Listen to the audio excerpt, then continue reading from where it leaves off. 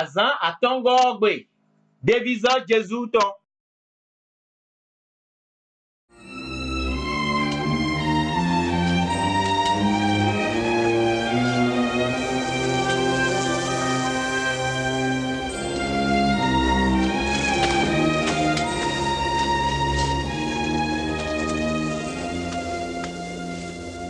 Jésus kawaii Nazareti fie soude.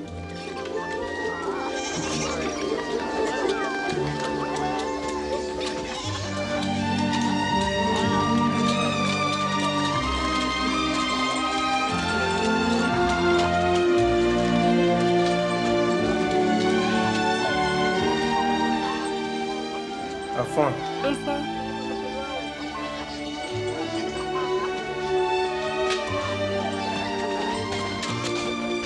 E ikplon gbasa gbɔdzezan dzifu le tɔngbe le enoblogbon e.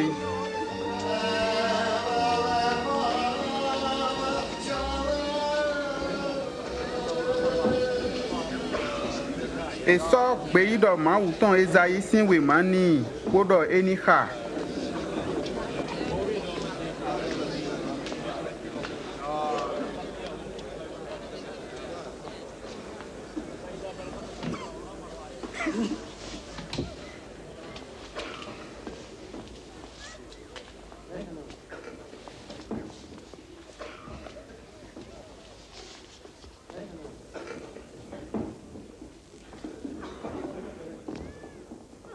Yesi sen mawu tɔn do dite.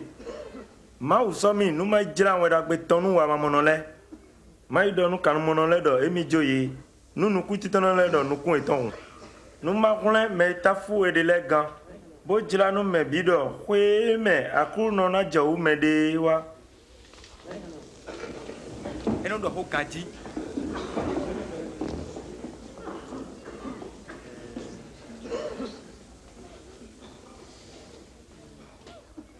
Hoe xanu mi do mawu ho ma mɛ dze egbe bɔ mi do sise wɛ. Ete, xɔ la dze egbe ya ɖo a. Mesi akɛrɛ nye si hublo bɔ nayi mɔ. Nkotu dɔ mina do le lɔnu mi dɔ azɔnkpɔtɔ gbɔ azɔnu wi de. Mina lɛ dɔnu mi dɔ nu tobu adzrɛ do kapɛ na mɔ. Bɔ mi se yɔ dzrɛ de lo toto mɛ fi. Ma dɔ nugbonu mi eno yi gbe wi dɔ mawu tɔn degu ganji do toto mɛ ya.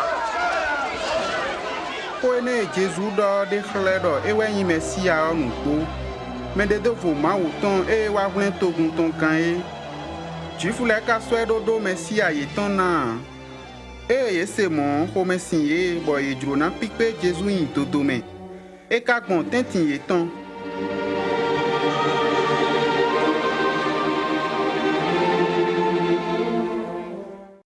Unokpa kon wono ɖɔ nugbonu gbɛtɔ lɛ ya. Kande te hoe unde do yilɔ tsekpo devizɔ tsekpo.